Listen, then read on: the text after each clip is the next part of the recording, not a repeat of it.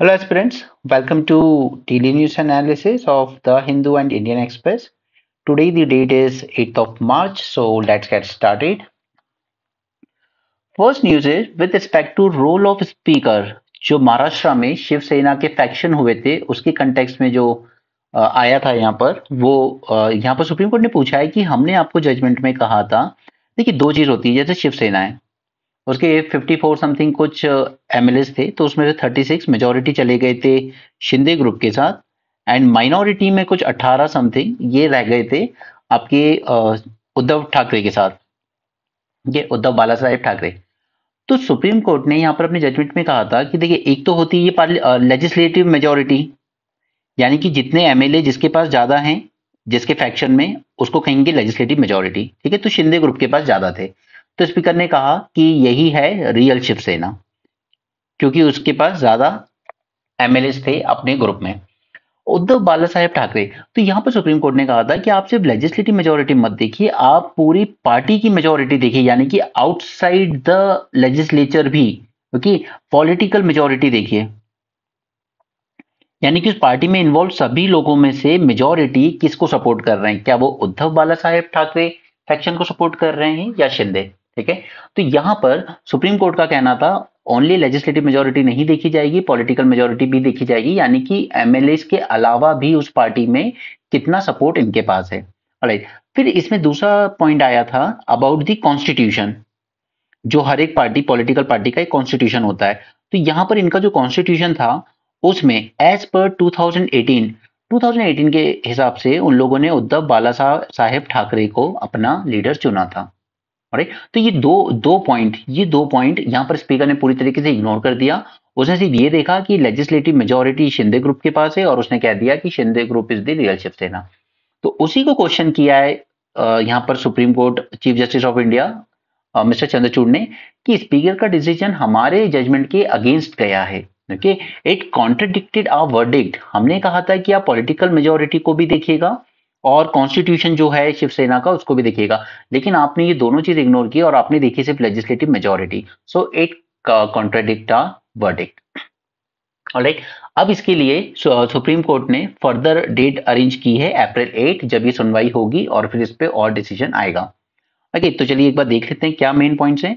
यहाँ पर chief justice of India का कहना है कि this judgment by speaker mister Rahul Narvekar, it contradicted constitution bench judgment to bank on the legislative majority as a criterion to declare Chief Minister Shinde faction as the real Shiv Sena. On May 11, constitution bench headed by Chief Justice Chandrachud had made it clear that the speaker should not be swayed by the factor of legislative majority. ठीक है, legislative majority नहीं देखनी है सिर्फ। Okay, this is not just the game of numbers but something more. एक legislative wing हो गया legislative majority, दूसरी है पॉलिटिकल मेजोरिटी, यानी कि पूरा जो पार्टी का कैडर है, जितने भी उनके वर्कर्स हैं सारे, उनका भी देखना है कि वो किसके साथ है majority. A majority faction of the legislature party cannot be construed as the political party. वो एमएलए हैं, उनको तरह तरह के लॉलीपॉप दिए जाएंगे, आप इधर आ जाइए, आपको मिनिस्टर बना देंगे, आपको पार्लियामेंट हाउस का सेक्रेटरी बना देंगे, इस टाइप की चीजें, कोई ऑफिस ऑफ प्रॉफिट दे देंगे आपको। ठीक है, गवर्नमेंट की कोई एजेंसीज होती हैं उनमें बना देंगे। तो एमएलए जो इलेक्टेड है उनको स्वय करना बड़ी बात नहीं है। तो यहाँ पर यही कहा गया था कि majority faction of the legislature party can not be constituted as a political party for purpose of the 10th schedule. Speaker had also stumbled by refusing to accept the 2018 constitution. अब स्पीकर ने यहाँ पर refuge भी कर दिया कि 2018 का जो कॉन्स्टिट्यूशन है शिवसेना का उसको भी एक्सेप्ट नहीं किया, क्योंकि उस कॉन्स्टिट्यूशन के अंडर में अपॉइंट किया था उन्होंने मिस्टर बाला साहेब जो उद्धव ठाकरे हैं उनको as a party president. Right, तो यहां पर स्पीकर से गलती हुई, उसने दो चीजें इग्नोर कर दी।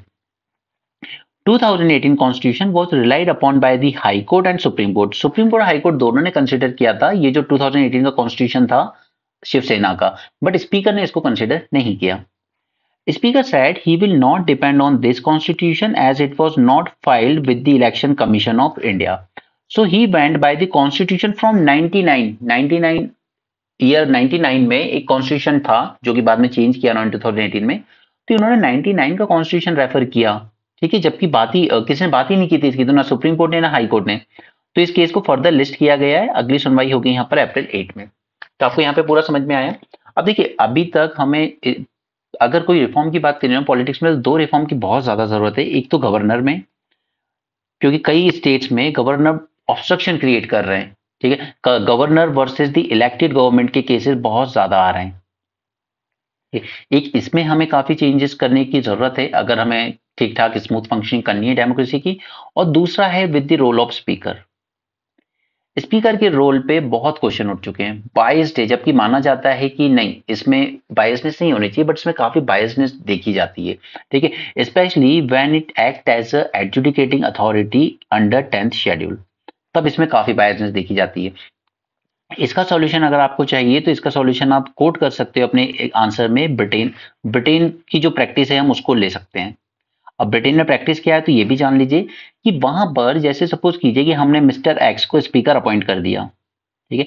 अब सपोज कीजिए कि ये आते थे इंदौर कॉन्स्टिट्यूएंसी से, ठीक है, लोकसभा के मेंबर होंगे, ऑफ कोर्स जीत के आए होंगे।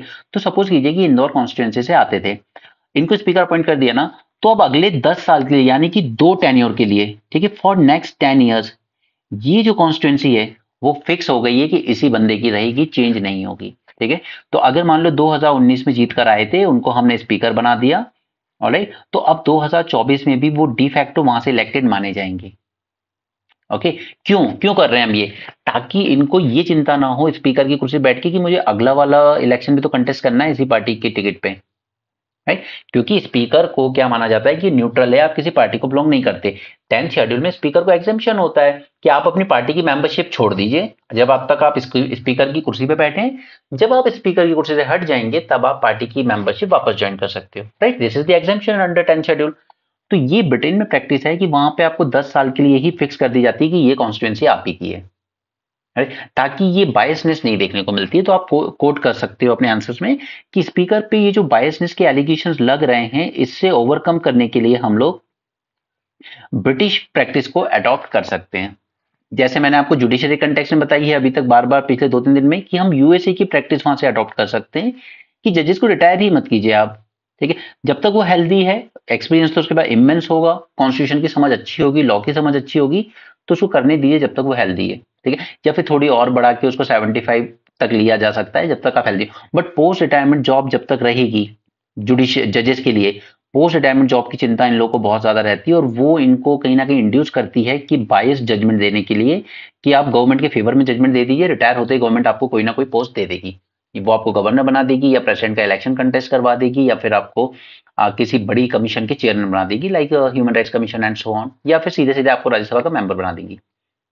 ओके, तो ये सब पॉइंट्स रिलेट करना सीख लो, अपन को रटना नहीं है लास्ट में जाके कि ब्रिटिश का कॉन्स्टिट्यूशन पढ़ रहे हो आप मेंस के टाइम, अमेरिका का कॉन्स्टिट्यूशन पढ़ रहे हो, नहीं, हमें क्या करना है उनका कॉन्स्टिट्यूशन पूरा पढ़ के, हमें तो सिर्फ ये देखना है कि हमारे कॉन्स्टिट्यूशन में जो वीकनेस है, हमारी डेमोक्रेसी में जो दिक्कतें आ रही हैं, क्या हम उसको इंप्रूव कर सकते हैं कहीं और से रेफरेंस लेके, क्योंकि हमारा पूरा जो कॉन्स्टिट्यूशन बना है कैसे बना है, वो पैचवर्क ही है दुनिया भर के कॉन्स्टिट्यूशन का, लेकिन हमने दुनिया भर के कॉन्स्टिट्यूशन फीचर्स लिया, अडेप्ट किया अपनी लोकल कंडीशन के हिसाब से और अपना कॉन्स्टिट्यूशन तैयार किया, राइट। तो इंटरनेशनल लेवल पर हमारे यहाँ जो कमियां हैं, क्या वो इंटरनेशनल लेवल पर भी है या उसमें बेटर फंक्शन कर रही है, तो उससे हमें सीखना चाहिए, ठीक है। सिमिलरली एक और सबसे बड़ा इशू क्या है आज हमारे लिए, वो है हमारी इलेक्ट्रल फंडिंग, ये जो नेक्सस बन रहा है कॉर्पोरेट्स और इनका, तो यहाँ पे जर्मन प्रैक्टिस को जरा कोड कीजिएगा। इलेक्ट्रल फंड में वहां पर एक फंड बनाया जाता है गवर्नमेंट की तरफ से ही, ठीक है, कि जो भी डोनेशन आना है पूरा इसी फंड में आना है, उसके बाद फिर जिस पार्टी को जितने परसेंटेज वोट मिलते हैं उस हिसाब से ये फंड उनमें डिस्ट्रीब्यूट कर दिया जाता है,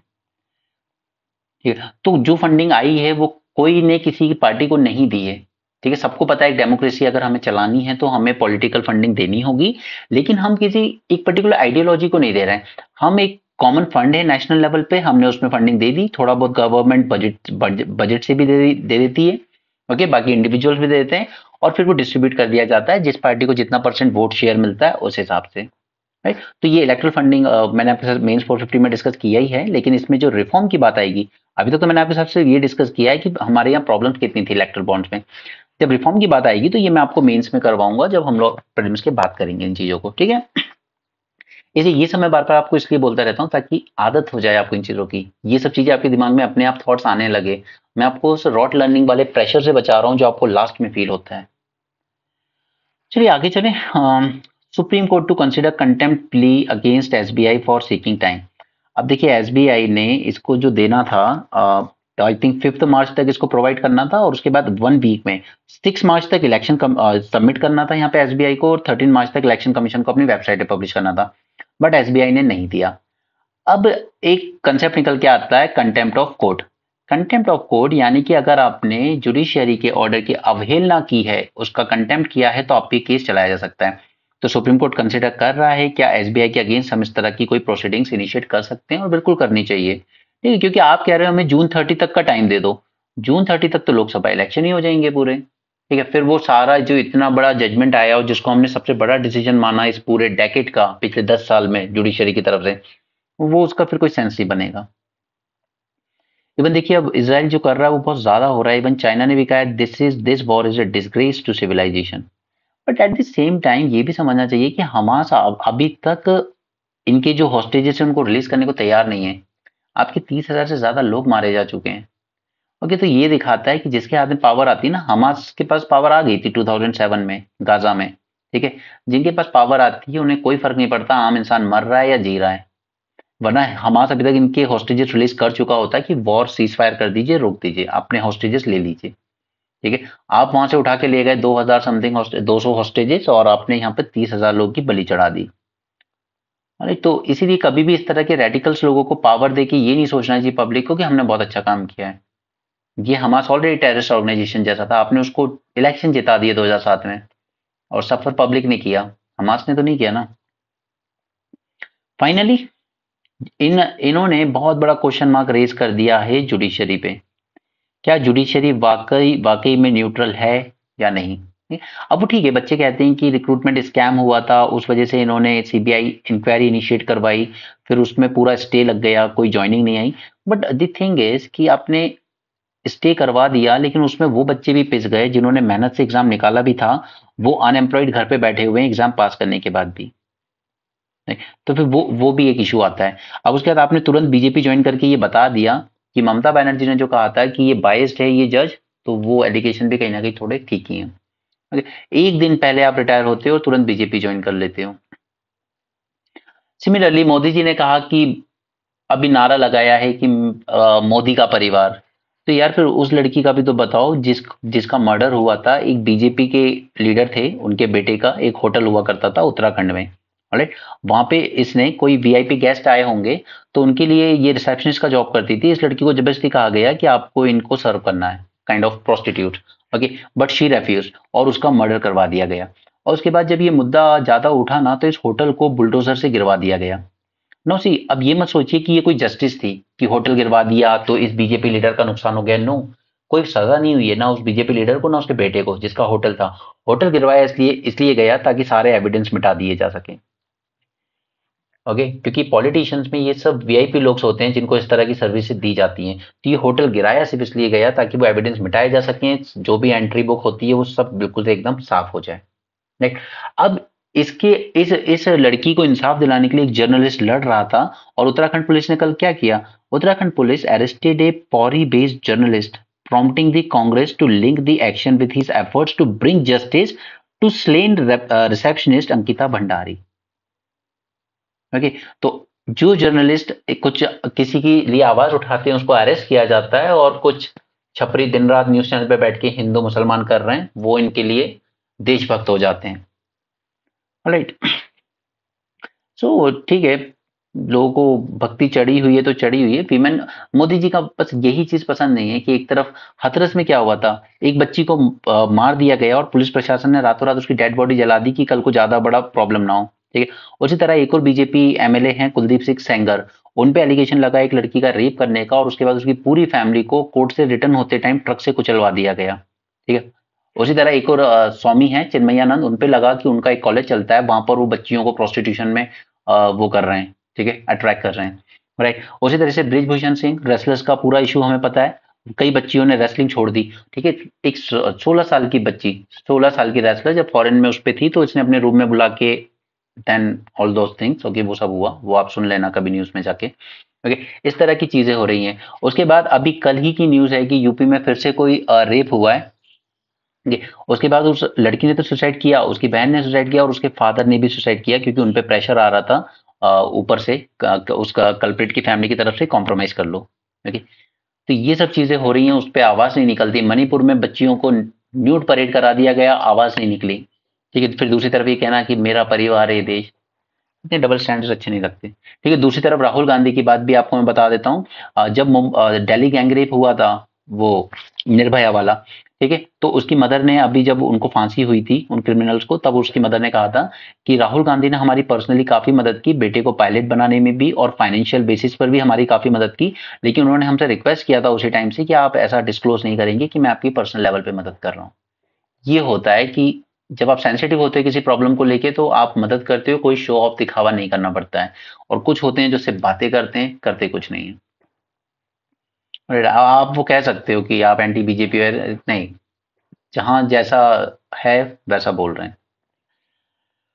ओके। हाँ। एनीवे, ये लड़कियां किसी भी स्टेट की हों, है तो अपनी ही ना, तो वो जानना भी, बोलना भी जरूरी हो जाता है। चलिए, एनीवे, केरल का ये बार बार ये इशू पिछले 3 दिन से लगातार आ रहा है। हमने इसके कुछ मेजर्स जाने थे, कुछ और देख लेते हैं आज।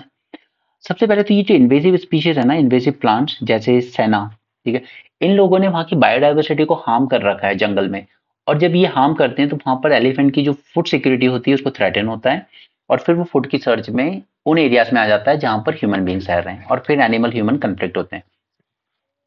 सो फर्स्ट थिंग इज कि हमें इरेडिकेट करना होगा ये इन्वेसिव स्पीशीज सच एज सेना,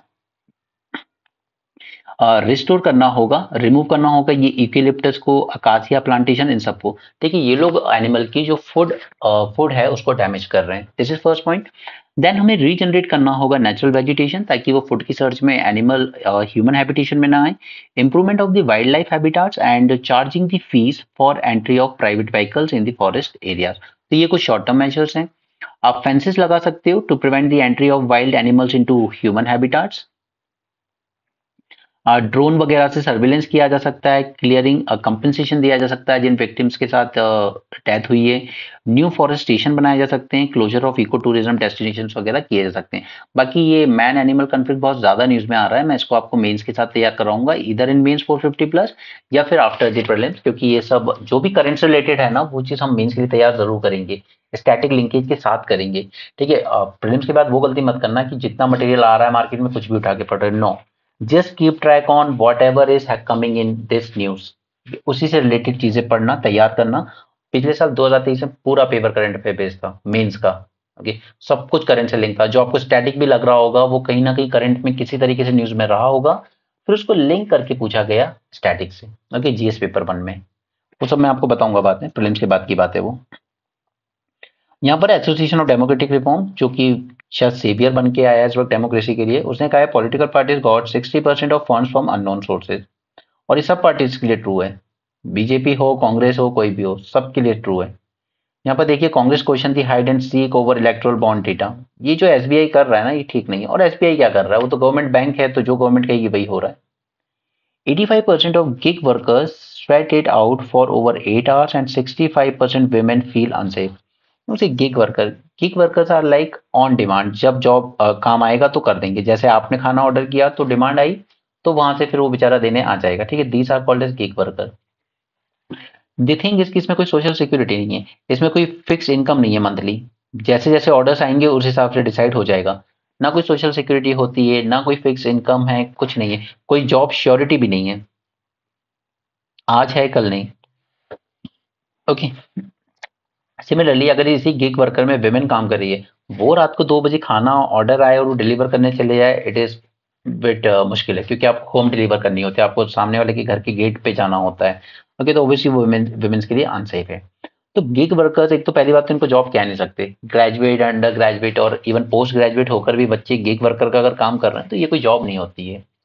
पर वो हमने सरकार ऐसी चुनी है, उसे लगता है कि इसको भी रोजगार मानेंगे कि नहीं मानेंगे। चलिए काम की न्यूज पे आते हैं। ऑलराइट, आर्टिफिशियल इंटेलिजेंस, इसके लिए सरकार ने एक प्लान भी क्लियर किया है, अभी इंडियन एक्सप्रेस में देखेंगे उसको, इसमें नहीं आया। बाकी यहाँ पर एक नॉलेज कंसोर्टियम बनाया है 12 ऑर्गेनाइजेशन ने मिलके। 12 research institutions and think tanks have joined forces to establish artificial intelligence knowledge consortium. यहाँ पर इसरो की मदद ली जाएगी रिमोट ट्राइबल विलेजेस जो हैं वहां पर इंटरनेट सर्विस प्रोवाइड करने के लिए। ओके, तो इसको आप लिख सकते हो। इसलिए कई बार आपसे पूछा जाएगा, और इसरो की जो अचीवमेंट रही है पिछले कुछ टाइम में आपसे पूछी जा सकती है, क्या ये सोशल डेवलपमेंट में भी इस्तेमाल हो रहा है? बिल्कुल हो रहा है। इकोनॉमिक डेवलपमेंट में हो रहा है? बिल्कुल। उसने अपनी बैटरी की टेक्नोलॉजीज वगैरह ऑटोमोबाइल इंडस्ट्रीज के साथ शेयर किए। सोशल में इंटरनेट वगैरह प्रोवाइड करने में, या रिसोर्स लोकेशन में जो रिसोर्स सेट सैटेलाइट्स होती हैं वो क्या करती हैं? वो रिसोर्स को लोकेट करती हैं कि यहाँ पे वाटर एक्वीफर है, या यहाँ पर किस तरीके का मानसून वगैरह होगा, वो सब सैटेलाइट्स के थ्रू ही होता है। तो सोशल हो, इकोनॉमिक हो, इस तरह की हर चीज पर इसरो मदद करता है गवर्नमेंट की, ठीक है। और उसी में यहाँ पर एक जो ट्राइबल मिनिस्ट्री है वो मदद लेना चाहती है इसरो की, कि आप हमारी मदद कीजिए उन एरियाज में इंटरनेट पहुंचाने के लिए जहां पर ट्रेडिशनल वे में इंटरनेट नहीं पहुंचाया जा सकता। So Tribal Affairs Ministry is planning to collaborate with ISRO to deploy VSAT. VSAT means Very Small Aperture Terminal. Okay. Deploy किए जाएंगे VSAT station on pilot basis in 80 tribal villages.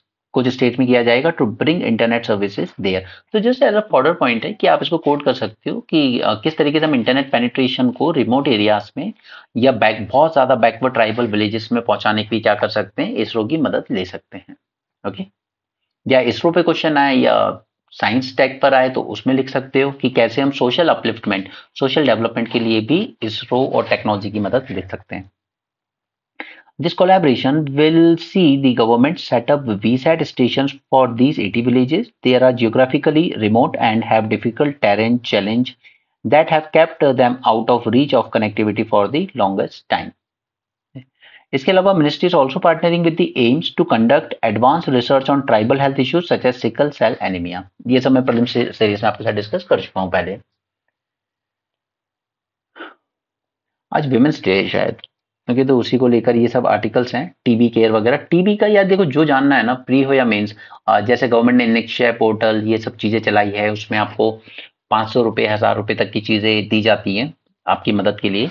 तो वो सब हमने मेंस 450 प्लस में cover कर लिया है। एक बार जब जगह से कवर कर लिया, हमें कोई एक्सपर्ट नहीं बनना है इसका, हमें बस इतना कंटेंट चाहिए कि हम प्रीलिम्स और मेंस में हैंडल कर लें अपने question.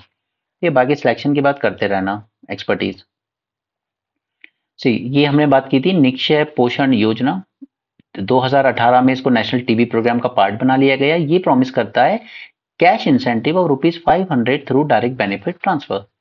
India launch another nutritional support. अब कैश इंसेंटिव तो हमने दे दिया, बट उसके अलावा न्यूट्रिशन सपोर्ट, क्योंकि अगर आप टीबी का ट्रीटमेंट करा रहे हो ना और अच्छा न्यूट्रिशन नहीं ले रहे हो तो फिर भी कोई मतलब नहीं, वो ठीक नहीं हो पाओगे।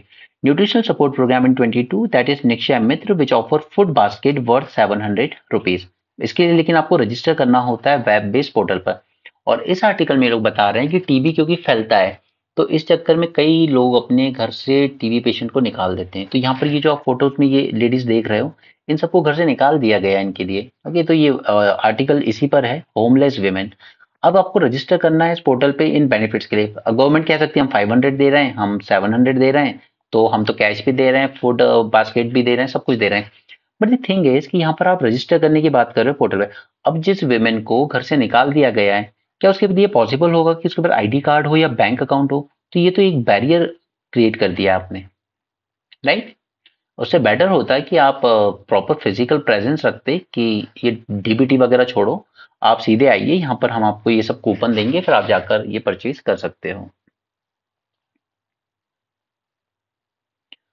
ओके, सर्वाइकल कैंसर एचपीवी, ठीक है, इसके बारे में हमने काफी बात की अभी तक। ओके, कई आर्टिकल्स हम इस पे कर चुके हैं, सो जल्दी से क्विकली चलेंगे। और ये मैंने आपसे 3 दिन पहले भी डिस्कस किया था, 90-70-90 स्ट्रेटेजी याद रखिएगा।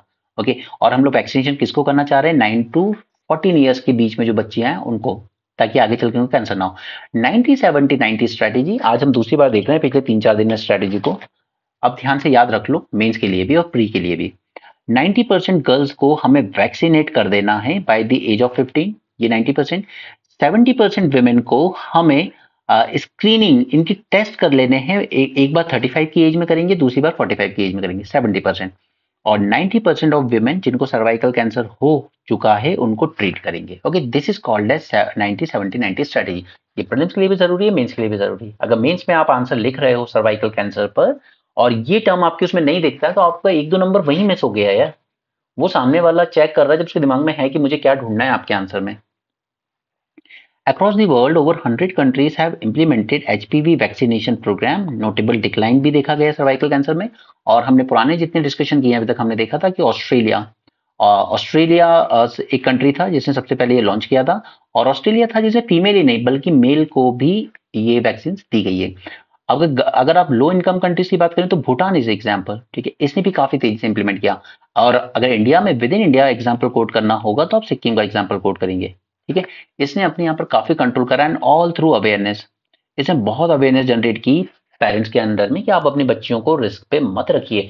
आपके अंदर जो भी मिथ है कि इससे ये प्रॉब्लम हो जाएगी, रिप्रोडक्टिव चीजें, फर्टिलिटी पर असर पड़ेगा, कुछ नहीं है ऐसा, ठीक है। तो अगर आप ये कह रहे हैं कि ऑस्ट्रेलिया डेवलप कंट्री वो कर सकता है, हम नहीं कर सकते, नहीं, हम भी कर सकते हैं। भूटान ने कर दिखाया है, उसकी तो हमसे भी कम इनकम है, ठीक है। और विद इन इंडिया भी सिक्किम ने कर दिखाया है। तो ये तीनों एग्जाम्पल आपके इस पॉइंट को काउंटर करने के लिए काफी है। ऑस्ट्रेलिया गर्ल्स के लिए शुरू किया 2007 में, फिर एक्सपैंड किया बॉयज को भी इंक्लूड करने के लिए 2013 तक। ये ऑलमोस्ट एलिमिनेट कर देगा सर्वाइकल कैंसर को by 2035। Okay, this is Australia. Even ऐसे ही सक्सेसफुल इनिशिएटिव रवांडा जैसी कंट्री में भी देखा गया, इतनी पुअर कंट्री में। Bhutan, it was the first low middle income country to introduce a nationwide HPV vaccination program for girls 12 to 18 years। ठीक है, भूटान ने भी कर दिखाया यहाँ पे 2010 में। And it achieved an initial coverage of 95% of targeted girls. तो जब भूटान कर सकता है तो इंडिया तो कर ही सकता है। और फिर हमने कोविड में कितनी वैक्सीनेशन की है। अगर हम कोविड जैसी बीमारी को हैंडल कर सकते हैं, हम ट्रेस कर सकते हैं, कोविन प्लेटफॉर्म बनाया हमने, एक एक पेशेंट का तक मॉनिटर किया, तो फिर हम एचपीवी के लिए तो कर ही सकते हैं। यहाँ तो हाफ ही पॉपुलेशन है ना विमेन की, तो टोटल की कंपैरिजन में। सिक्किम मॉडल देख लीजिए, इसने भी सक्सेस के लिए बात की कि कोई भी मिशन हो, कोई भी चीज का अगर आप में सक्सेस अचीव करनी है ना आपको, उसके लिए दो चीज जरूरी है, एजुकेट कीजिए लोगों को और एम्पावर कीजिए कम्युनिटी को। Educate and empowerment, this is most important. Educate the teachers, parents, girls, health care workers and media about the benefit of HPV vaccine. Sikkim has achieve the vaccination of 97% in 2018। Okay, अब तो with in India एक state ने कर दिखाया है, ठीक है। बाकी स्टेट सिर्फ लगे हुए हैं मंदिर मस्जिद हिंदू मुसलमान में। Okay. Now, not only dispel myths and misconception, but also foster the trust and confidence in vaccination process. Okay. अब इंडिया ने भी एक रिसेंट एक माइलस्टोन अचीव किया था, recent milestone in developing its own indigenous quadrivalent vaccine known as Cervavac. ठीक है, ये हमने इंडिजिनसली बनाई है और अच्छी बात भी है, क्योंकि इंडिजिनस बनाने से दो चीजें हो जाती है कि एक तो एक्सेसिबल हो जाएगी और अफोर्डेबल भी रहेगी। 2000 रुपीज का एक डोज होगा। Okay, this is cheaper. This is an opportunity to include adults and boys, तो वो भी इंक्लूड कर ही लेंगे आगे चल के। Preventing HPV transmission and HPV related disease, पिछले एक डिस्कशन में देखा था कि स्किन टू स्किन रब होने से भी फैल जाता है, राइट। तो गर्ल्स के साथ साथ बॉयज को भी प्रिवेंट करना जरूरी है उसके लिए। India's ability to reach remote and underserved population highlights the inclusivity and accessibility of its vaccination program। अब देखिए, हम रिमोट से लेके अंडरसर्व्ड एरियाज तक, पॉपुलेशन तक हम रीच कर पाते हैं, क्यों?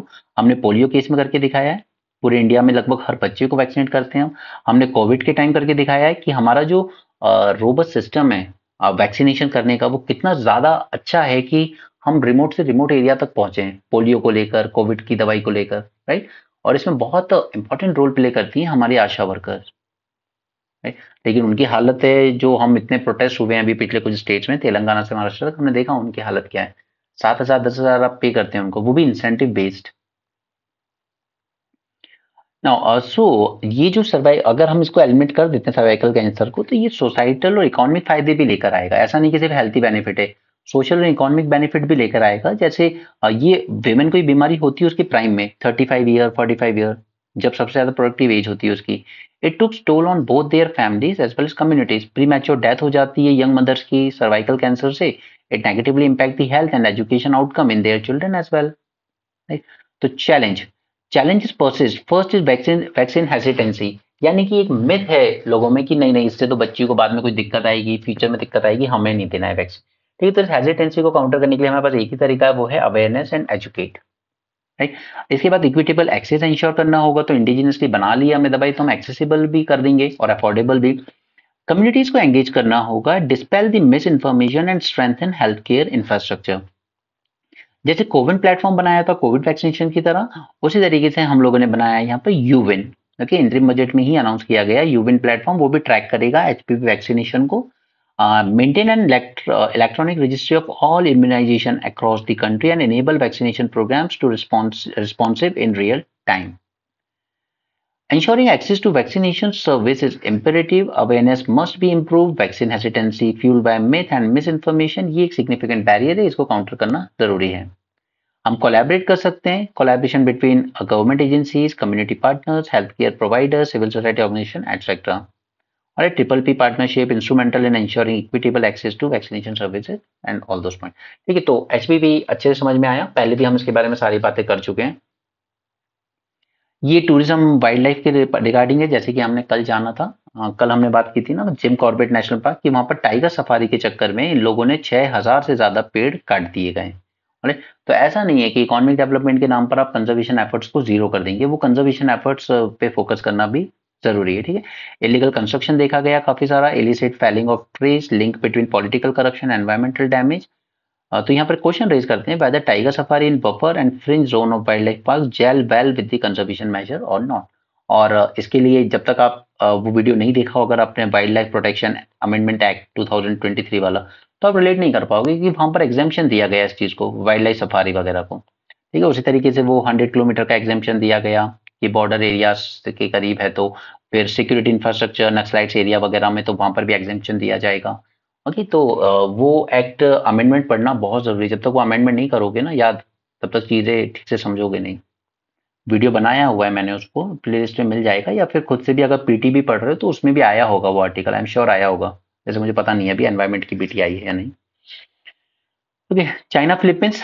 फिलीपीन बहुत आंखें दिखा रहा है चाइना को साउथ चाइना सी में, क्योंकि उसके पास सपोर्ट है यूएसए का. अब देखिए इनकी प्रॉब्लम ये है चाइना की कि ये पूरा 9 डैश लाइन बना रखी है इसने, और ये क्लेम करता है कि पूरा साउथ चाइना सी मेरा है.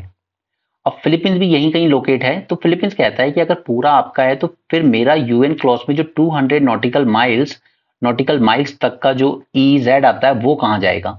ठीक, चाइना कहता है आई डोंट केयर, पूरा साउथ चाइना सी मेरा है, ट्रेडिशनली हिस्टोरिकल वाटर्स हैं ये मेरे. ओके, तो इनमें थोड़ी तनातनी चलती रहती है. अब हुआ क्या था कि फिलीपींस में बीच में एक प्रेसिडेंट बने थे, वो थोड़ा प्रो चाइना थे, तो उन्होंने कभी ध्यान ही नहीं दिया इस तरफ. ठीक है, वो चाइना जो करता था करने देते थे. उसके बाद यहाँ पे प्रेसिडेंट बदले, और जब नए प्रेसिडेंट आए तो उन्होंने कहा नहीं मैं बिल्कुल बर्दाश्त नहीं करूंगा ये, और यूएसए उसको सपोर्ट करने के लिए तैयार भी है फिलीपींस को. इसलिए इन दोनों के बीच में आजकल लगातार न्यूज आती रहती है कि ये बीच में कहीं ना कहीं लड़ते रहते हैं थोड़ा बहुत. Philippines forces removed a 300-meter floating barrier installed by China near the disputed Scarborough Shoal. Okay, that triggered a warning from Beijing. तो ये Scarborough Shoal जो है ये मैंने आपको लोकेशन पहले दिखाई है. ठीक है, फिल्म रिवीजन सीरीज में दोबारा दिखा दूंगा, लेकिन अभी के लिए याद रखिए साउथ चाइना सी में आता है. ठीक है, Scarborough Shoal. China claims almost all of the South China Sea. It seized Scarborough Shoal from the Philippines in 2012. अब 2012 में जब चाइना ने छिना ली थी ये, तब जो प्रेसिडेंट था वो बैठा हुआ था एकदम छोटा डॉन टाइप. ठीक है, कुछ नहीं बोला.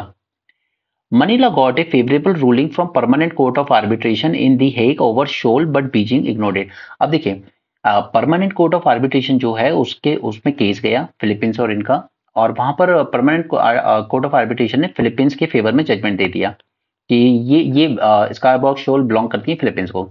ठीक है, और चाइना का ये जो 9 डैश लाइन वाला प्रोग्राम है ये सब बेकार है, बिल्कुल अच्छा नहीं है. लेकिन चाइना ने कहा नहीं मान रहा मैं. तो चाइना जो बात करता है, जिसको आपने इंटरनेशनल लेवल पर यूएन सिक्योरिटी काउंसिल में मेंबर बना के बिठा दिया, वो खुद एक इंटरनेशनल कोर्ट की रूलिंग को इग्नोर कर देता है. जबकि इसी कोर्ट ने इंडिया बांग्लादेश का बे ऑफ बंगाल में डिस्प्यूट चलता था मैरीटाइम बॉर्डर को लेके, तो उसमें पीसीए ने जजमेंट दिया था बांग्लादेश के फेवर में. एंड बेस्ट थिंग इज कि इंडिया ने मान ली तुरंत कि ठीक है अगर कोर्ट ने ये कहा है तो हम मान लेते हैं. तो ये दिखाता है कि कौन सी कंट्री इंटरनेशनल लॉज को अबाइड कर रही है, कौन सी इग्नोर कर रही है. ठीक है, the overall deterioration in the ties between China and Philippines. क्योंकि पहले ये प्रेसिडेंट हुआ करते थे Duterte, former president, he try to play down the tension. ठीक है, कि कुछ नहीं है, कोई कुछ नहीं कर रहा, चाइना कुछ नहीं कर रहा. उसके बाद जब नए प्रेसिडेंट आए फर्डिनेंड मार्को जूनियर इन जून 22, तो इन्होंने कहा मैं स्ट्रेंथन करूंगा फिलीपींस के स्ट्रेटेजिक एंड डिफेंस कॉपरेशन को विद यूएस, क्योंकि चाइना बहुत आंखें दिखा रहा है. ओके, तो इससे बीजिंग और ज्यादा नाराज हो गया, तो अब वो बैरियर बनाता रहता है बीच बीच में फिलीपींस को परेशान करने के. US now has access to 9 Philippine military bases and Manila hosted the largest military exercise with the US. तो ये दो स्टेप ने चाइना को और एंगर कर दिया है। बट इस स्टेप को लेने के लिए पुश किसने किया फिलीपींस? चाइना ने किया। तो चाइना का ये जो बुली करने का नेचर है, ये एशिया की कंट्रीज को और ज्यादा यूएस की तरफ धकेल रहा है, चाहे वो आसियान कंट्रीज हो, चाहे वो इंडिया हो। Okay, now China see the growing US Philippines ties as a key challenge and has accused Washington of using Manila as a pawn. Beijing should opt for benign engagement and dialogue to address the dispute in one of the busiest water in the world. Okay? जबकि उसको attitude रखना चाहिए India जैसा कि थोड़ा big brother type का attitude रखना चाहिए, लेकिन नेगेटिव वे में नहीं, पॉजिटिव वे में। ठीक है, अगर इंटरनेशनल कोर्ट को लगता है कि ये मेरा नहीं है तो मैं छोड़ देता हूँ। ठीक है, इंडिया ने भी तो किया ना, श्रीलंका के रिस्पेक्ट में हमने कच्छाती को आइडेंटिटी दिया उनको। ओके, बांग्लादेश के उसमें हमने मैरीटाइम बॉर्डर जो कोर्ट ने बताई, हमने वो एक्सेप्ट कर ली। ओके, तो वो नेचर रखना चाहिए चाइना को, लेकिन थोड़ा उल्टा ही चलता है। ओके, इंदिरा हिरवे। देखिए, आज विमेन्स डे है, तो ये वही कह रही हैं कि more women in the job market. अब ये पूरा आर्टिकल बोल बच्चन नहीं पढ़ाऊंगा मैं आपको, चलिए दिखा भी दूंगा, लेकिन फिलहाल के लिए जो काम के पॉइंट है ना, उन पे ध्यान दीजिए। देखिए, विमेन का अधिकतर टाइम जो है वो कहाँ जाता है? House hold work and care type की चीजों में। ठीक है, अभी केयर वर्क जो होता है घर का, इसके लिए आपको कोई सैलरी तो मिल नहीं रही है, फ्री वर्क है, और ये वर्क एकदम नॉन स्टॉप है, मतलब इसमें कुछ नहीं, मोनोटोनस है, रिपीटेटिव है, रोज करना है, कोई पेंशन नहीं मिलेगी इससे, कोई रिटायरमेंट एज नहीं होती, कुछ नहीं होती, ये सब। अब ये चीजें आप दो वजह से करते हो, या तो out of love and care अपनी फैमिली के लिए, या फिर आउट ऑफ कंपल्शन कि मेरे पास और कोई ऑप्शन नहीं है। ठीक है, किसी को हाउस वाइफ ही बनना पड़ रहा है तो फिर उसको करना पड़ेगा ये सब, राइट। तो ये विमेन का काफी सारा, यानी कि हम, आप ये कह लीजिए कि हमारी इकोनॉमी की 50% पॉपुलेशन को अगर हम घर पे बिठा देंगे तो हमारी इकोनॉमी कैसे ग्रो कर पाएगी? That is one thing. But at the same time ये जो हाउस होल्ड केयर वर्क और ये सब है, ये करना भी जरूरी है। आफ्टर चाइल्ड की अपब्रिंगिंग, फैमिली का ध्यान रखना, ये सब भी जरूरी है। इसके दो ही तरीके हैं, या तो हम टेक्नोलॉजी का यूज करें और इस तरह की चीजें बनाएं जो इनके ह्यूमन एफर्ट को कम कर सके, लाइक जैसे आजकल कुछ इस तरह के ब्रूम्स आए, जैसे वो एक डिस्क शेप का होता है, वो आपका पूरा वो डस्ट को कैप्चर करता जाता है। यानी कि ब्रूम का काम उसने इजी कर दिया, झाड़ू का काम ऑटोमेट हो गया मशीन के थ्रू। ओके, पोछा लगाना है, ऑटोमेट हो गया।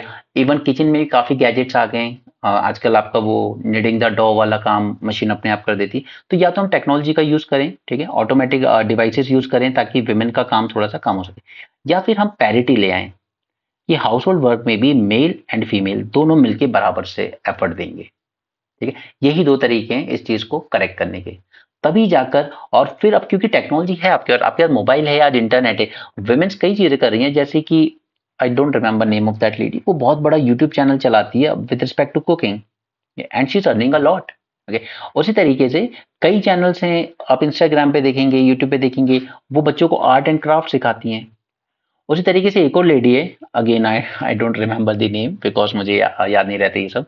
ओके, अब वो इंग्लिश सिखाती है, एंड बहुत अच्छी इंग्लिश सिखाती है बच्चों के लेवल से, बिल्कुल कि आप बेसिक जो डे टू डे में काम करते हो या अब बच्चे बात करते हैं घर में, उसके सारे इंग्लिश कॉन्वर्सेशन सिखाती है वो, right. And she is also earning into lakhs.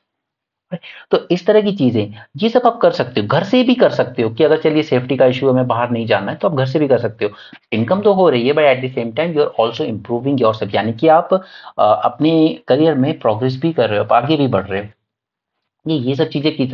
या वो इंग्लिश वाली लेडी कंचन, इंग्लिश विद कंचन, आप एक बार उसका चैनल जरूर चेक कीजिएगा, she is really mind blowing, fantastic girl. Okay, तो इस तरह की चीजें, ऑलराइट, तो इसी से हम विमेन पार्टिसिपेशन को बढ़ा सकते हैं। लो ह्यूमन कैपिटल की इनकी एजुकेशन वगैरह में ज्यादा इन्वेस्ट नहीं किया जा सकता, डिस्क्रिमिनेशन देखने को मिलता है विमेन को, ये सब इनके रूट कॉज है पैट्रियार्की, क्योंकि मान लिया गया ये हमारी वैल्यूज में, हमारे एटीट्यूड में, हमारे कस्टम में आ गया है। ओनरशिप आप एसेट देख लीजिए विमेन के नाम पर कम होते हैं, इनकम देख लीजिए, वेल्थ देख लीजिए, इंस्टीट्यूट्स हो, ऑर्गेनाइजेशन हो जो अपनी सोसाइटी इकोनॉमी को गवर्न करते हैं, सब जगह विमेन का रिप्रेजेंटेशन है जो वो काफी कम है। ओके, इससे पैट्रियार्की और ज्यादा स्ट्रेंथ होती है डिक्लाइन होने की बजाय। ठीक है, तो ओवरऑल कल्चर हमारा चेंज नहीं हो रहा है, क्योंकि उनकी मोस्टली जिम्मेदारी होती है हाउस अपकीप, प्रोवाइडिंग केयर, जो कि अनपेड होती है, इनविजिबल होती है, not covered under any national policies, repetitive work है, रोज सुबह से रात तक वही काम करना है, बोरिंग जॉब है, कोई अपवर्ड मोबिलिटी नहीं है, आपका कुछ इंप्रूवमेंट नहीं हो रहा, कुछ नया सीख नहीं रहे हो आप, okay, this is dead end job, no retirement, no pension etcetera. ठीक है, एक तरह का सोशल कंस्ट्रक्ट बन गया है कि फीमेल को ही ये जॉब्स करनी है। This is unjust, unfair, unacceptable. High domestic responsibilities women की सर पर ही आती है। ठीक है, उनके एजुकेशन में ज्यादा इन्वेस्ट किया नहीं गया है, उनकी मोबिलिटी बहुत कम हो जाती है। अब जैसे कंचन का मैंने आपको एग्जांपल दिया, बहुत अच्छी इंग्लिश सिखाती है, बट क्यों सिखा पा रही है? क्योंकि उसने शादी से पहले सीखी होगी कभी, तब वो आज अपनी बच्ची को सिखा रही थी घर में, और वही करते करते उसने यूट्यूब पे वीडियो डालना शुरू करा, और वही वीडियो इतने पॉपुलर हुए कि आज उसके प्रॉपर कोर्स चलते हैं। And she is really one of the highest earning among the YouTubers. Also, they tend to prefer work that is close to home, part-time or flexible work and safe work environment. अभी ये जो online work होते हैं काफी flexible होते हैं, जब उसको बनाने वीडियो बना लिया अपना, ठीक है, सिखा दिया। It is argued by the experts that greater women's education will raise their participation rate in labor market. हाँ, ये सही है कि ज्यादा एजुकेशन होगा तो उनका पार्टिसिपेशन बढ़ेगा, बट ये जो हाफ ट्रूथ है, जब तक डोमेस्टिक वाला वर्कलोड उन पे रहेगा और अकेले उन पर ही रहेगा, तब तक वो एक्सप्लॉइट होती रहेंगी। तो हमें ये रिड्यूस करना है इनका अनपेड डोमेस्टिक वर्क, इंप्रूव करनी है प्रोडक्टिविटी ऑफ वुमेन। ओके, इसके लिए हमें इंफ्रास्ट्रक्चर सपोर्ट चाहिए to reduce the burden of their work. ठीक है, या तो टेक्नोलॉजी की मदद से करें हम, या फिर आप थोड़ा सा ये child care, disabled care, care of old, ये सब या तो गवर्नमेंट प्रोवाइड करे, और या फिर आपकी जो हस्बैंड वाइफ हैं दोनों मिलके करें। ठीक है, रीडिस्ट्रीब्यूशन होना चाहिए वर्क का बिटवीन मैन एंड वेमेन, ठीक है, ताकि उनको थोड़ा फ्री टाइम मिले to acquire new skills and some do some productive works. ये बाकी सब वही बातें हैं जो मैंने आपको बता दी हैं। ठीक है, आज बहुत आर्टिकल्स हैं वेमेन से लेकर, लेकिन जो क्रक्स है बस उतना बताते चलेंगे, बाकी मेंस के टाइम जो तैयार करना होगा करेंगे। ठीक है, work participation rate for women between age 15 and above are fluctuated around 42% हुआ करता था 2004-5 में। क्यों? उस टाइम इसलिए हुआ था क्योंकि हमारी इकोनॉमी 91 से ओपन होना शुरू हुई थी, और 2000 के आसपास आकर यहाँ पर बीपीओ, ये जो बिजनेस प्रोसेसिंग आउटसोर्सिंग थी, ठीक है, कॉल सेंटर जिनको आप कहते हैं आम भाषा में, इसमें बहुत बूम देखने को मिला था। 2000 से लेकर 2003 तक का जो टाइम था ना, वो बीपीओ का बहुत बूम का टाइम था, और इसने विमेन्स का पार्टिसिपेशन काफी ज्यादा बढ़ा दिया था। आपकी बस इंग्लिश अच्छी है तो आपको जॉब मिल रही थी उसमें। ठीक है, तो 2004-5 में विमेन का पार्टिसिपेशन हमें 42% देखने को मिलता है। 2011-12 तक आते आते 28% तक हो गया। इसका रीजन ये भी है कि विमेन फिर हायर एजुकेशन को ज्यादा प्रेफर करने लगी थी। ठीक है, कि हमें थोड़ा हायर एजुकेशन के लिए जाना है, और उसके बाद अच्छी क्वालिटी की जॉब के लिए जाना है, ना कि जस्ट कॉल सेंटर में जाना है। राइट, फिर ये थोड़ा सा और गिरा 17-18 में, और अब ये फिर से बढ़ रहा है। बट अब ये जो बढ़ रहा है ना, तो इसमें ये मत सोचिए कि ये बहुत कोई अच्छी बात हो रही है। ये बढ़ रहा है out of desperation, this out of desperation. ये जो गिरा था 28 और फिर 22, ये मोस्टली गिरा था क्योंकि इस टाइम पर लड़कियां अच्छा एजुकेशन ले रही थी, तो उनको लग रहा था कि मुझे गवर्नमेंट जॉब के लिए एस्पायर करना है। फिर आई 2014 में सबसे शानदार गवर्नमेंट, जिसने लाखों लाख वैकेंसीज रोकी रखी है। अभी भी करीब 9 लाख से ज्यादा वैकेंसीज गवर्नमेंट के पास खाली पड़ी हुई हैं, बट उन्हें फिल नहीं करनी है। राइट? और अब ये डेस्पिरेशन बन गया है लड़कियों के लिए कि जहां जैसा वर्क मिल रहा है वो कर रही हैं। ऑलराइट, सो ये जो 36 बढ़ रहा है, it is not good news, but the thing is की जो क्वालिटी है जॉब्स की वो अच्छी नहीं है। आज हम कह सकते हैं 36% बढ़ रहा है, बट बहुत ही पुअर क्वालिटी की जॉब्स करनी पड़ रही है लड़कियों को। जैसे मैंने आपको इलाहाबाद का एग्जांपल दिखाया था, वहां पर पुलिस ने एक आउटसोर्स कर दिया था कि यहाँ पर हम लोग जो कंप्लेन्स आएंगी विमेन हेल्पलाइन पर, उसको अटेंड करेंगे।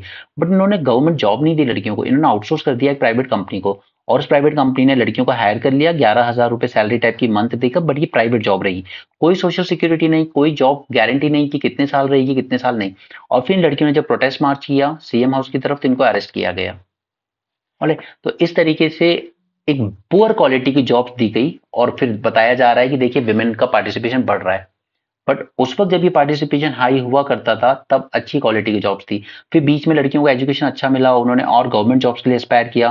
देखिए ये जो ड्यूरेशन था ना 2004 से 2014 मनमोहन सिंह के टाइम का, इसमें सबसे ज्यादा विमेन्स ने आपका बैंकिंग सेक्टर ज्वाइन किया था। ऑलराइट, उसके बाद बैंक का प्राइवेटाइजेशन शुरू हुआ, नंबर ऑफ जॉब्स रिड्यूस हुई, जैसे मैंने आपको एग्जांपल बताया। और 2013 में 63,000 बैंक में जॉब्स आती थी, आज सिर्फ 4500 आ रही हैं। ठीक है, इतना डाउनफॉल हुआ है। तो जो विमेन प्रिपरेशन करती थी गवर्नमेंट जॉब्स की, उसको लगता था मैं बैंकिंग की तैयारी करूंगी, क्योंकि जॉब्स उतनी आती थी, आज जॉब्स इतनी कम आ रही हैं कि आप बैंकिंग की तैयारी करोगे कैसे करोगे। ठीक है, तो सिर्फ ये मत देख के खुश होया कीजिए गवर्नमेंट जो फ्रॉड आंकड़े दे रही है। इवन इकोनॉमिस्ट बिलीव नहीं करते गवर्नमेंट के डेटा पे आजकल, गवर्नमेंट किस तरीके से लिपापोती कर रही है। In the era of heightened politicization of statistics, see यहाँ पर उसने मेंशन भी कर दिया, this is an era of heightened politicization of statistics. Genuine statistics नहीं है, ये सब पॉलिटिसाइज की जा रही हैं, गवर्नमेंट के प्रेशर में दी जा रही हैं अच्छी अच्छी, कि अनएम्प्लॉयमेंट कम है, विमेन पार्टिसिपेशन बढ़ रहा है, अमृत काल चल रहा है, all rubbish, total rubbish. Okay, आप में से हो सकता है आजकल कोई, आज का आप में से कुछ बच्चे अभी फर्स्ट अटेम्प्ट सेकंड अटेम्प्ट हो, आप लोग जैसे जैसे प्रिपरेशन करेंगे आप समझेंगे इन चीज़ों को। आज शायद आपको लग रहा है मोदी जी बहुत अच्छे हैं, बीजेपी बहुत अच्छी है, वो थोड़े टाइम में आपको समझ में आएगा, क्योंकि आपने वो दौर नहीं देखा ना 2013 वाला, तो आप कंपेयर कर पाते।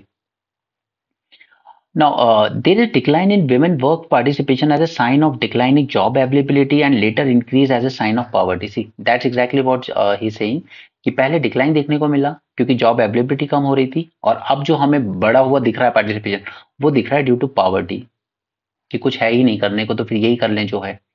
Initial decline as a sign of growing prosperity, वो जो बीच में डिक्लाइन हुआ था वो इसलिए कि लड़कियां, अच्छा फैमिली इनकम बढ़ रही थी तो उनको लग रहा था कि अब हम हायर एजुकेशन के लिए जाएंगे, गवर्नमेंट जॉब्स की तैयारी करेंगे, अच्छी जॉब लेंगे।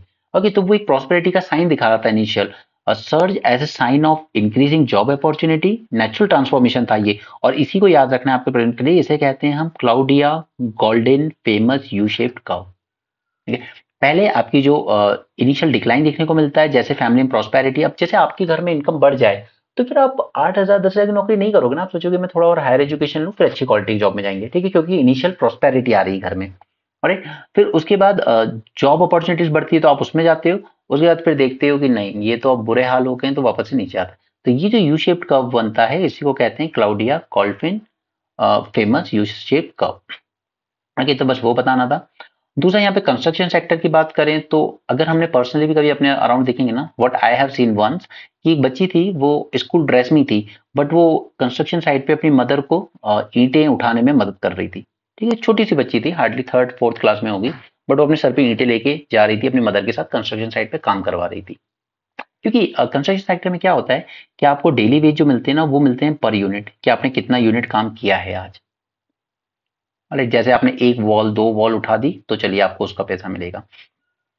एग्रीकल्चर के बाद construction sector is the second highest sector जो विमेन को जॉब देता है, राइट। अब इनकी हालत देखिए इस तरह से, और फिर लोग कहते हैं कि रिजर्वेशन क्यों है सोसाइटी में। यार उनकी जनरेशन से यही काम कराया गया है, कुछ एडवांस सेक्शन ने एजुकेशन अपनी मोनोपोली बना के रख ली कि एजुकेशन सिर्फ हमारा है, स्कूल सिर्फ हमारे हैं, ठीक है, बिजनेस सिर्फ हमारे लिए है। जिनको आपने काम कराया है इनका आईक्यू होगा क्या इस लायक कि ये कॉम्पीट कर पाएंगे ओपन। लोग कहते हैं हटाओ रिजर्वेशन, सब मेरिट पे कॉम्पीट करो, नहीं है पॉसिबल। मैं बार बार रिपीट करता हूँ, स्टार्टिंग लाइन सेम नहीं है इंडिया में सबकी एजुकेशन में, इसलिए रिजर्वेशन है। Quality of employment, skill development, training, social protection, work life balance, income, employment security, ये कुछ गारंटी नहीं है इस कंस्ट्रक्शन सेक्टर में। किसी दिन काम मिला, किसी दिन नहीं मिला। ट्रेडिशनली तो मेल डोमिनेटेड मानी जाती थी। It is one of the largest employers specially of migrant female workforce, और अधिकतर होती हैं इसमें एससी और एसटी की लड़कियां। जब एग्रीकल्चर में वर्क नहीं मिलता है तो construction becomes a vital source of employment for women. Unpaid domestic work and unpaid child care भी करनी होती है साथ में। कई बार आपने देखा भी होगा कंस्ट्रक्शन साइट पे कि वो सीमेंट भी उठा रही है और साथ में उसने पीठ पे बच्चा भी टांगा हुआ है। ठीक है, तो बचपन से हम लोगों ने सिर्फ झांसी की रानी देखी कि पीठ पे बच्चा टांगा हुआ है और लड़ रही हैं, तो ये बेचारी तो रोज लड़ रही हैं इस चीज से। ठीक है, एक हाथ में काम भी है, एक हाथ में बच्चा भी है। कई बार ब्रेस्ट फीड भी कराना पड़ता है वहीं पे, सीमेंट का बैग उठाते हुए भी। The women are often paid by piece और क्वांटम ऑफ वर्क कंप्लीटेड। ऐसा नहीं है कि आपको आज के दिन के इतने मिल जाएंगे, नो, आप जितना काम करोगे उतना ही मिलेगा। अब टेक्नोलॉजी और ऑटोमेशन आने से हो सकता है कि इनका वर्क और ज़्यादा कम हो जाए, ठीक है, और अपॉर्चुनिटीज कम हो जाए, तो ज़रूरी है कि हम उनको स्किल्स दें उस लायक कि ये अच्छे से काम कर पाएं, लाइक इक्विपमेंट और मशीनरी को ऑपरेट करना सीख जाएं। ऑटोमेशन ठीक है मशीनरी से होगा, पर मशीनरी को ऑपरेट करने के लिए भी तो लोग चाहिए ना। Okay, construction is a fast growing sector, approximately 4% of female labour force in rural and urban areas.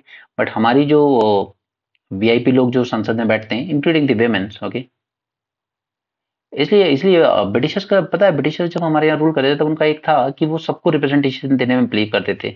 Like labours हैं तो उनकी भी कुछ सीट्स रिजर्व करते थे वो लोग, एग्रीकल्चर वर्कर्स हैं उनकी भी कुछ होनी चाहिए, उसी तरीके से आपके वर्कर्स हैं इसमें फैक्ट्रीज में, उनके लिए भी रिजर्व होनी चाहिए। कभी ये नहीं माना गया कि नहीं नहीं एक कॉन्स्टिट्यूंसी से कोई आएगा वही सबको रिप्रेजेंट करेगा। वो सेक्टर वाइज रिप्रेजेंटेशन देने में बिलीव करते थे। अब हमारे यहाँ जब विमेन रिजर्वेशन पास किया गया 33%, ठीक है, तो उसमें डिमांड हुई कि ओबीसी की लड़कियों को अलग से रिजर्वेशन दिया जाए विद इन दिस 33%। ओबीसी की जो पॉपुलेशन है 50%, तो इस 33 का 50% यानी कि मान लीजिए 17-18% सीटें एक्सक्लूसिवली ओबीसी की विमेन के लिए भी रिप्रेजेंट की जाए, कि उनमें से कई होंगी जो कभी अभी तक स्कूल नहीं गई होंगी। आज फर्स्ट जनरेशन है ओबीसी की जो ग्रेजुएट हो रही है, अपने आसपास देख लेना, 10 में से 8 ऐसे मिल जाएंगे जहां ओबीसी में, एसटी एससी की तो बात ही छोड़िए, ओबीसी में भी वो फर्स्ट जनरेशन है जो ग्रेजुएट हो रही है। ठीक है, तो ये जो विमेन वहां बैठेंगे, और आज तक ये दिखाता है भी कि अभी तक जितनी विमेन पार्लियामेंट में बैठी हैं उनमें से 98% belong exclusively to general cast.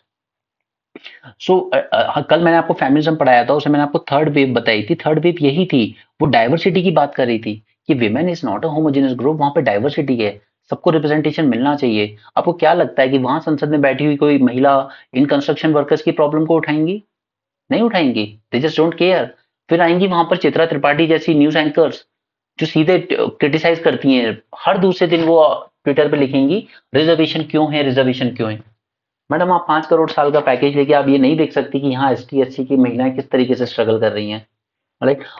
तो इसलिए डाइवर्सिटी जरूरी होती है, चाहे वो पार्लियामेंट हो, मीडिया हाउसेस हो, या कोई भी हो।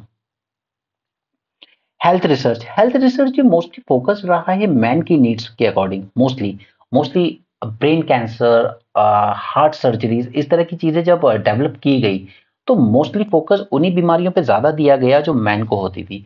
विमेन की रिलेटेड, एक्सक्लूसिव विमेन की प्रॉब्लम्स पे रिसर्च बहुत कम की गई हेल्थ सेक्टर में।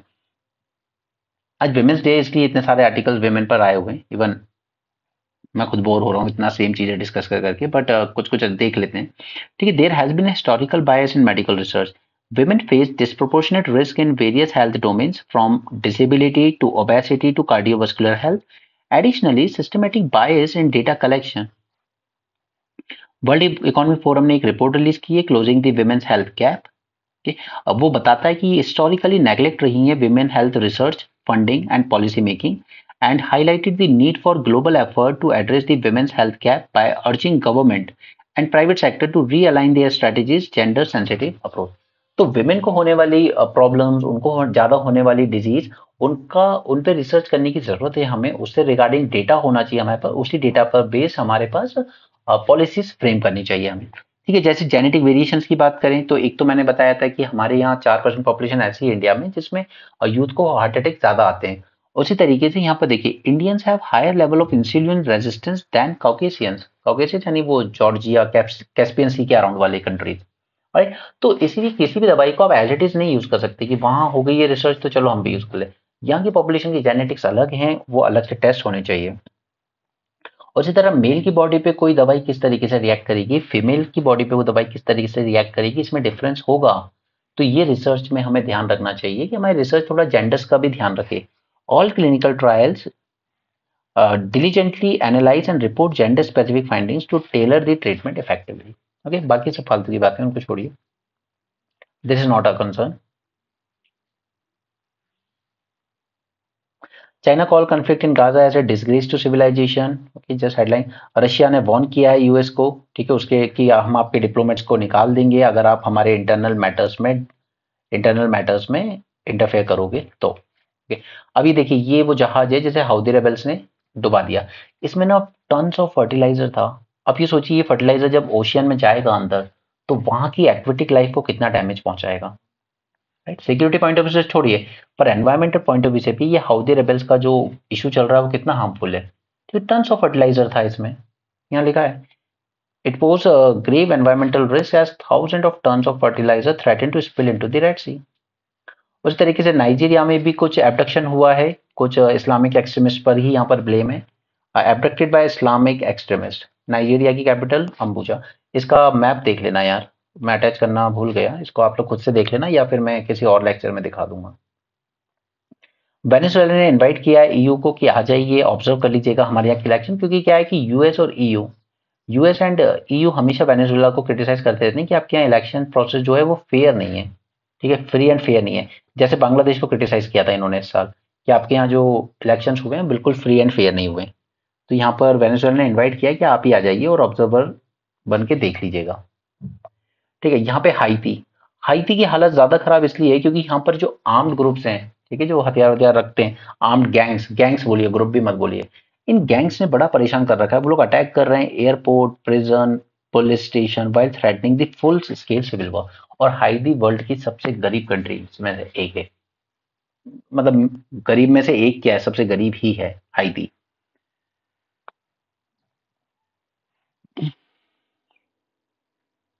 ओके, यहाँ पर हम लोग हमेशा बात करते हैं डी डॉलराइजेशन, हमें लोकल करेंसी को बूस्ट करना है, एक दूसरे की लोकल करेंसी में ट्रेड करें। तो यहाँ पे आरबीआई और इंडोनेशिया के बैंक ने एक एग्रीमेंट साइन करा है कि हम लोग लोकल करेंसी यूज करेंगे एक दूसरे के साथ ट्रेड में। So that is good thing. यहाँ पे गवर्नमेंट कह रही है कि हायर टैक्स लगाने चाहिए हमें कोल इंपोर्ट पर, क्योंकि देखिए हमारे यहाँ कोल इंडिया में जो होता है मोस्टली, वो बेस्ट ग्रेड का नहीं है, थोड़ा पुअर ग्रेड का है, लाइक ब्यूटीमिनस टाइप का कोल होता है। ठीक है, और हम लोग को बेस्ट चाहिए एंथ्रेसाइट का, तो वो हमें इंपोर्ट करना पड़ता है। राइट, इंपोर्ट करते हैं, ऑस्ट्रेलिया से करते हैं काफी सारा। तो इंपोर्ट ना हमारे बढ़ रहे हैं उल्टा, कम होने की वजह। और डोमेस्टिक में हमारा डोमेस्टिक प्रोडक्शन भी हो रहा है, लेकिन उसको लेने वाले लोग कम है। क्यों? क्योंकि क्वालिटी अच्छी नहीं है हमारे वाले कोल की, डोमेस्टिक कोल की। इसलिए गवर्नमेंट कह रही है कि हायर कार्बन टैक्स लगाएंगे हम लोग कार्बन के इंपोर्ट पर, कोल इंपोर्ट पर, ताकि हमारे लोग डोमेस्टिक कोल ज्यादा कंज्यूम करें रादर देन इम्पोर्टेड कोल। ठीक है, तो इसके लिए कार्बन टैक्स लगाया जा सकता है on higher quality imported coal while cutting rate for domestic coal. Domestic coal को सस्ता बनाना है, इंपोर्ट वाले को महंगा करना है, ताकि डोमेस्टिक का कंजम्पशन ज्यादा हो सके। But the thing is quality, import जो हो रहा है वो बेस्ट क्वालिटी का है, जो हमारे यहाँ है वो उतनी अच्छी क्वालिटी का नहीं है। Coal is among the top 5 commodity by value जो हम इंपोर्ट करते हैं। हमारा क्वालिटी वाइज पुअर है, उसमें ऐश कंटेंट ज्यादा होता है, हीट कंटेंट कम है, ऐश कंटेंट ज्यादा है। So it fail to cut back on the imports and rank as world second largest importer. हम वर्ल्ड के सेकंड लार्जेस्ट इंपोर्टर हैं इन टर्म्स ऑफ कोल। यहाँ पे इंडिया ने बात की थी India maritime development fund likely by year. यहाँ पर अलग से मैरीटाइम डेवलपमेंट फंड बनाया जाएगा ताकि हम लोग शिप बिल्डिंग में आगे बढ़ सकें।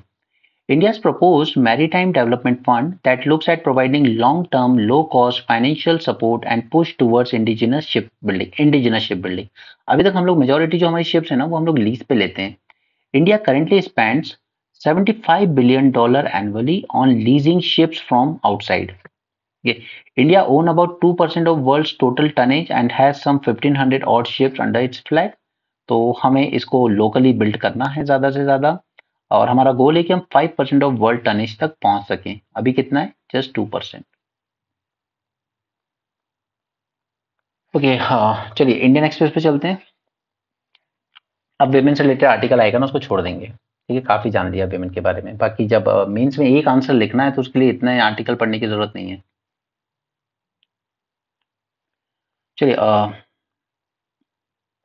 यहाँ पर है चाइना। देखिए चाइना, चाइना का यहाँ पर जैसे ये मैप है ना, मैं मैप में दिखा दूंगा अगली बार। जिनजियांग, ये जो वेस्टर्न रीजन है जिनजियांग कहलाता है। यहाँ पे मोस्टली उइघुर मुस्लिम पॉपुलेशन रहती है। इनका ना सिनेराइजेशन किया जा रहा है, यानी कि अब जैसे फॉर एग्जांपल यहाँ पर जो मस्जिदें हुआ करती है ना, मस्जिद का हमें पता है मिनारत और वो डोम टाइप का स्ट्रक्चर जिस तरह का होता है, इसने इनकी मस्जिदें जो थी उनका आर्किटेक्चर ही चेंज कर दिया है। इन्होंने वैसा बना दिया जैसा मोनेस्ट्री वगैरह का देखते हैं ना, इस टाइप का आर्किटेक्चर बना दिया, डोम हटा के। उन्होंने कहा मस्जिद रखनी है रखो, ठीक है, लेकिन आर्किटेक्चर वैसा होगा जैसा चाइना की पहचान है। अरे, तो ये जिनजियांग रीजन में सिनेराइजेशन ऑफ इस्लाम कर रहे हैं। इस्लाम रहेगा लेकिन चाइना के तरीके का इस्लाम। ठीक है, वो नहीं कि आप अरब में ऐसा था वहां ऐसा है, नो। ठीक है, तो चाइना ये करता है sinicization of Islam in a Muslim majority region in north western China, जिसे जिनजियांग प्रोविंस कहा जाता है। Beijing is accuse of human rights abuses. ठीक है, वो कह रहा है कि this sinicization is inevitable. Islam in Xinjiang needs to sinicized. इस्लाम रहेगा बट चाइनीज वर्जन में। यहाँ पे यूएसए काफी एलिगेशन लगाता है कि आप ह्यूमन राइट्स वायलेशन कर रहे हो। यहाँ पे मुस्लिम बच्चों को ले जाते हैं, 8-10 साल उनको ट्रेनिंग देते हैं और उनको सारी वो चीजें सिखाते हैं जो चाइना की हिस्ट्री से रिलेटेड है, ना कि उनकी अरब की हिस्ट्री या इस्लामिक टीचिंग अवॉइड करता है चाइना, उन्हें इस्लामिक टीचिंग नहीं लेने देता है। तो इस पे अब्यूसेस हमेशा लगते रहते हैं कि बाइगुर मुस्लिम जो हैं उनको आप ह्यूमन राइट्स वायलेशन करते हैं उनका। 10 मिलियन पॉपुलेशन है जिनजियांग प्रोविंस में बाइगुर मुस्लिम्स की। ठीक है, इनको फुल रिलीजियस फ्रीडम भी डिनाई की जाती है। ये फास्ट नहीं रखने देता यार, वो जो रमजान का फास्ट होता है ना वो भी नहीं रखने देता वहां मुस्लिम्स को चाइना। बट यूएस एलिगेशन लगाता रहता है इस पे और ये रेफ्यूट करता रहता है कि ऐसा कुछ नहीं है, चाहे इन पे एलिगेशन लगते हैं आप फोर्स लेबर करवा रहे हैं इन लोगों से। कल्चरल जेनोसाइड इज लाइक कि उनका कल्चर प्रैक्टिस नहीं करने दिया जा रहा उनको, उन पे अपना कल्चर इम्पोज किया जा रहा है।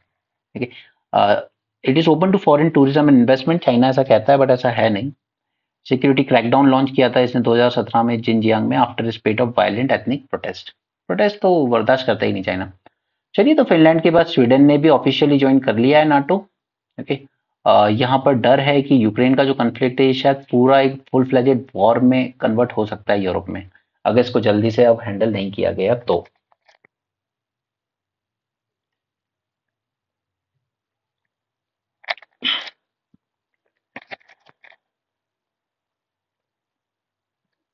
ओके, पेंसिलिन के बारे में जानेंगे।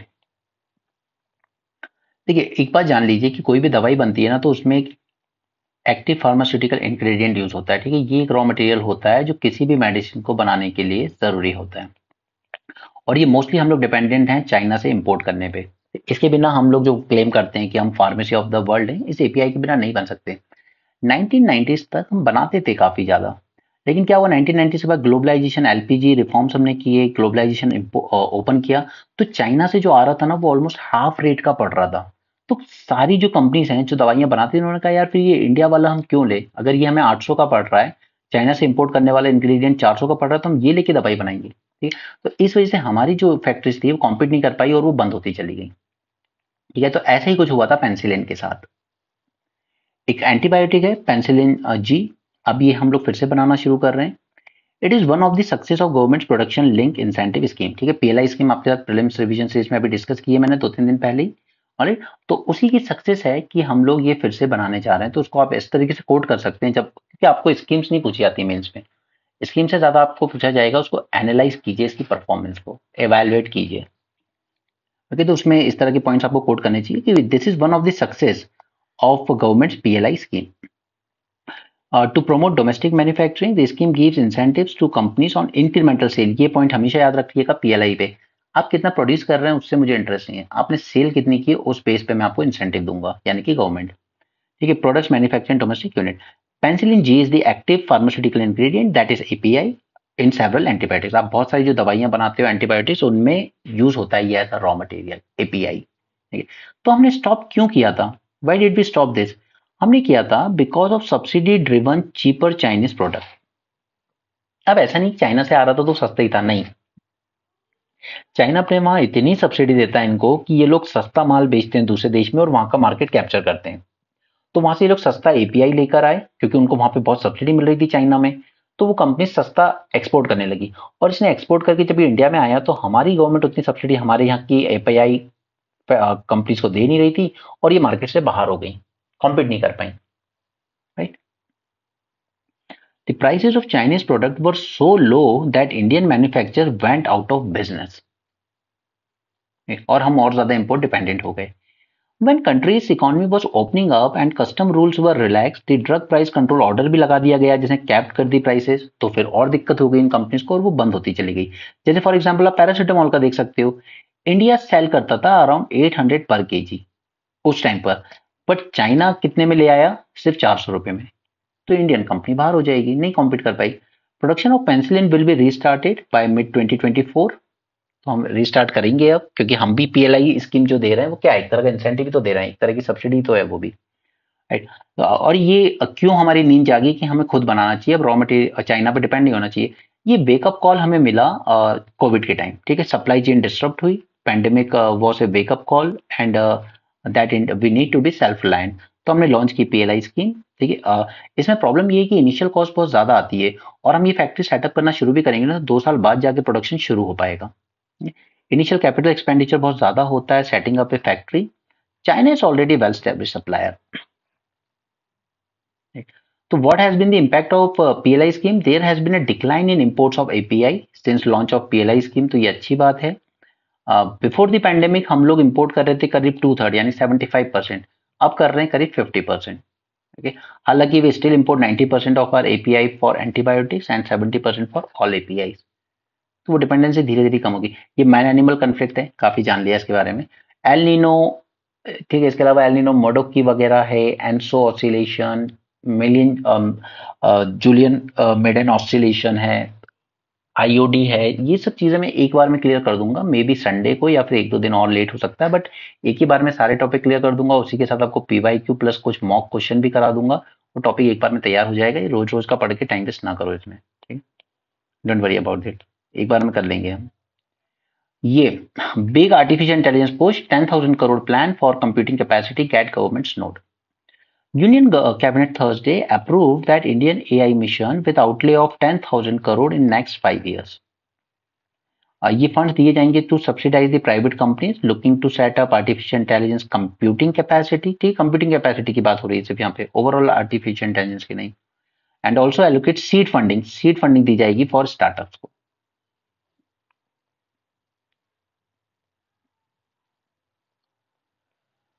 ओके, आगे चलते हैं।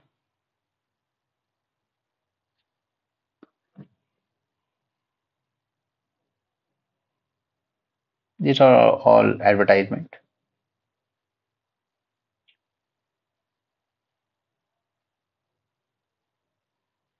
दी बायस, ठीक है, इनका कहना है कि जुडिशरी और पुलिस में बायसनेस है काफी। जुडिशरी एंड पुलिस, इसमें हमें ज्यादा रिप्रेजेंटेशन विमेन का नहीं देखने को मिलता। पुलिस में अगर दिखता भी है तो मोस्टली कांस्टेबल रैंक पर।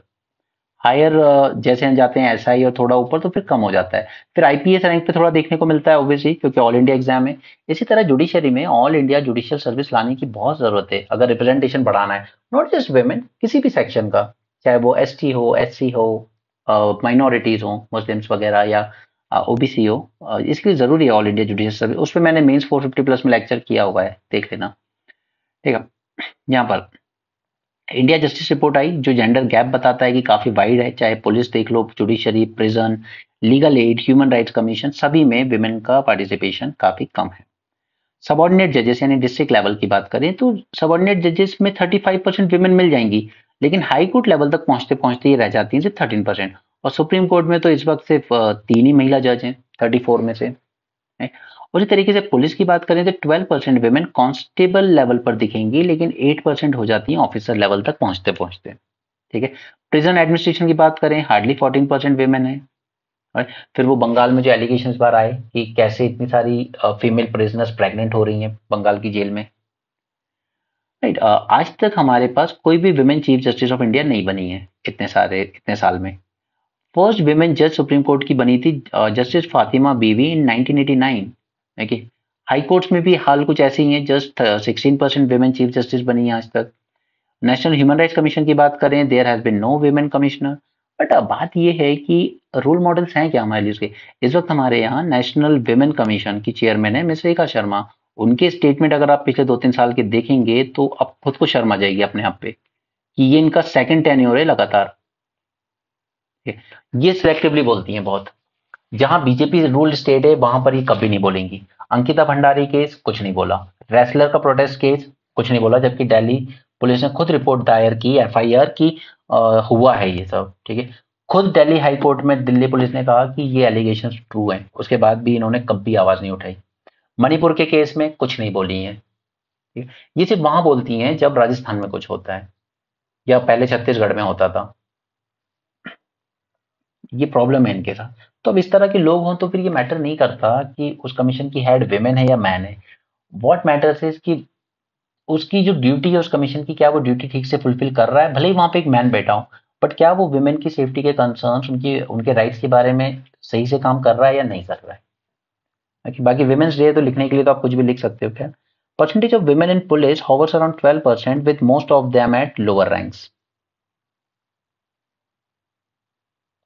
विमेन का शेयर बढ़ाना तो चाहते हैं हम 30 to 33%, चाहे वो जुडिशरी हो, पुलिस हो, पॉलिटिक्स हो, सब। अब पॉलिटिक्स में तो हमने 33% कर दिया, देखते हैं उसका नतीजे कैसे आते हैं आगे चल के।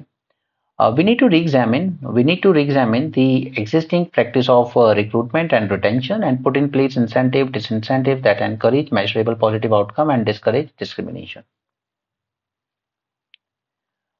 Nothing big in this. Politics around women's security undermines the strides made towards the development। ठीक है, ये जो पॉलिटिक्स हो रही है ना विमेन की सेफ्टी पे, कि मणिपुर का केस है तो हम कुछ नहीं बोलेंगे, राजस्थान का केस है तो हम बहुत ज्यादा बोलेंगे, ठीक है, यूपी में रेप केस है हम कुछ नहीं बोलेंगे, छत्तीसगढ़ में केस है, हम बहुत ज्यादा बोले।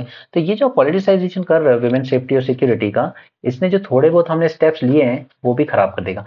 कल मैंने आपको फेमिनिज्म पढ़ाया था, तो मैंने आपसे 3 इंपॉर्टेंट जुडिशियल केस डिस्कस किए थे जो आपके आंसर में दिखने ही चाहिए, उसके बिना बात नहीं बनेगी, ठीक है।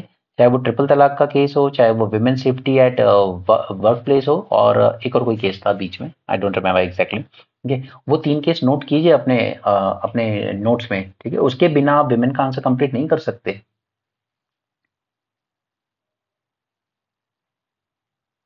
जो कॉमन चीज है वो छोड़ देंगे हम लोग, कॉमन चीज को नहीं करेंगे। इंडिया आसियान एफटीए, अब देखिए आप कह सकते हो कि ये जो थाईलैंड है ना, ये दूसरा मॉलडीव्स बन रहा है। And why I am saying that, क्योंकि ये भी कहीं ना कहीं चाइना के दबाव में ज्यादा आ रहा है। पहली बात तो चाइना इसका सबसे ज्यादा एफडीआई इन्वेस्टर है, सबसे बड़ा। इसने यहाँ तक कि एक अभी कुछ बुलेट ट्रेन भी चलाई है थाईलैंड में, ठीक है।